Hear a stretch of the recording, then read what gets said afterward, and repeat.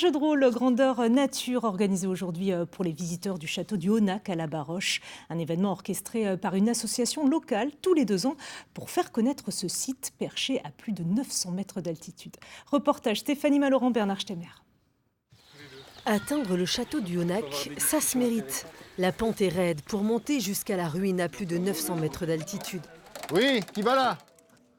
Vous voulez entrer au château? Votre métier? Serrurier. Ah, ça peut être utile, ça. Vous venez pour la fête? Oui. Ah, je vois que vous amenez de la recrue.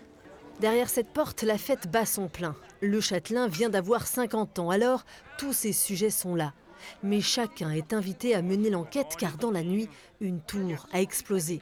Et on a été envahi par une troupe de vikings sortis d'un espèce de tunnel magique, on ne sait pas trop.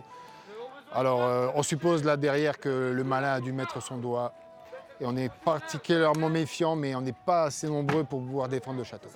Les nouvelles recrues sont chargées de répondre aux énigmes pour trouver qui a osé ouvrir le portail magique. Un jeu de rôle imaginé par les compagnons du château du Honac pour faire connaître ce site qui, il y a encore 11 ans, était interdit au public.